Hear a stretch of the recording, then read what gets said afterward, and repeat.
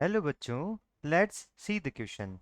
An aluminium wire of length L equals to 60 centimeter and of cross-sectional area 0.01 centimeter square is connected to a steel wire of the same cross-sectional area. The compound wire is loaded with a block of mass 10 kg as shown in the figure. The distance L2 from the joint to the supporting pulley is 86.6 centimeter. Transverse waves are set up in the composite wire at its lowest frequency such that the joint in the wire is a node. What is the total number of nodes observed at this frequency excluding the two ends of the wire? Density of the aluminum is 2.6 gram per centimeter cube and that of steel is 7.8 gram per centimeter cube.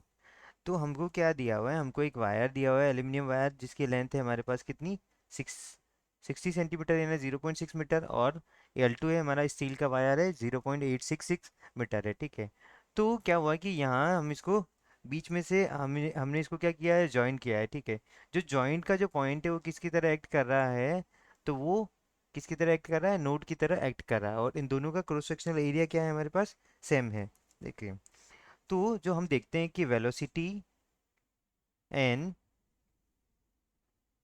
aluminium and in steel is different। Different क्यों होगा, क्योंकि दोनों का क्या है, वो density mass density क्या है दोनों की अलग अलग है, तो वेलोसिटी क्या होगी, क्योंकि यहाँ पे क्या है म्यू हमारा क्या है, डिफरेंट है, तो वेलोसिटी भी क्या होगी यहाँ पे, डिफरेंट होगी। म्यू डिफरेंट है तो लेमड़ा भी क्या होगा यहाँ पे, वेवलेंथ भी क्या होगी लाइट की, दोनों मीडियम में क्या होगी, डिफरेंट होगी। लेकिन दोनों में लाइट की ये जो वेव की फ्रिक्वेंसी वो क्या रहेगी हमारी, सेम रहेगी। ठीक है, तो म्यू वन हम मान लेते हैं, म्यू ऑफ स्टील वो फाइंड आउट करता हूँ, वो क्या होता है कि डेंसिटी इंटू एरिया होता है। ठीक है, rho one into cross sectional area जो हमको सेम दिया हुआ है, तो वो कितना हो गया 7.8 इंटू 10⁻³ इंटू 10⁻⁻, ये 6 हो गया। ठीक है, तो ये मैं इसको मीटर पर किलोग्राम पर मीटर में चेंज करूँगा, तो ये मेरा क्या आ जाएगा 7.8 इंटू 10⁻³ किलोग्राम पर मीटर आ गया। ठीक है, म्यू टू हो गया मेरा म्यू ऑफ एल्यूमिनियम, तो वो क्या आ गया रो टू इंटू एरिया, तो वो मेरा निकल के आएगा 2.6 इंटू 10⁻³ इंटू 10⁻⁻6, तो वो निकल के आ गया 2.6 इंटू 10⁻⁻3 किलोग्राम पर मीटर मेरा निकल के आ गया। तो अब जो हम देखते हैं फ्रीक्वेंसी क्या हमारी सेम है, तो F1 इक्वल्स टू क्या है F2 होगा। ठीक है, तो फ्रीक्वेंसी को मैं लिख सकता हूँ N1/2L1 under root tension, tension भी क्या है दोनों में सेम है, तो 1/μ1 इक्वल्स टू, इधर क्या लिख सकता हूँ N2/2L2 1/μ2, 2 से ये 2 कैंसिल हो गया, तो हमारा क्या आएगा देखो N1 L1, तो N1 की वैल्यू हमको नहीं पता है। N1 क्या है, नंबर ऑफ लूप्स है, N2 क्या है, यहाँ भी नंबर ऑफ लूप्स है। ठीक है, तो अब देखो यहाँ पे टोटल नंबर ऑफ नोड्स है ना, तो वो हमको निकालना है।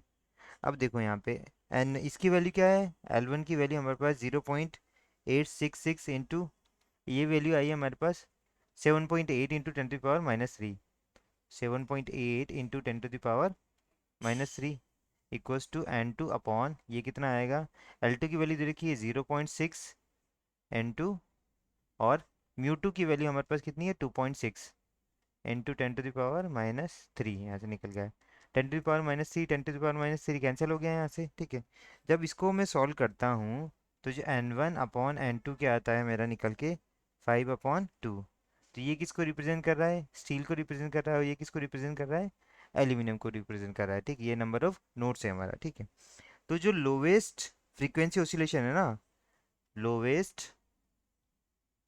Frequency oscillations produce two loops in aluminium and ये एल्यूमिनियम को रिप्रेजेंट कर रहा है तो दो लूप यहाँ बनेंगे, एंड 5 लूप्स इन स्टील। तो ये हमारा करेक्ट आंसर हो गया। 2 loops in aluminium and 5 loops in steel. तो टोटल हमारा कितना हो गया, 5 + 2 यानी कितना हो गया 7। I hope you understood it well. All the best.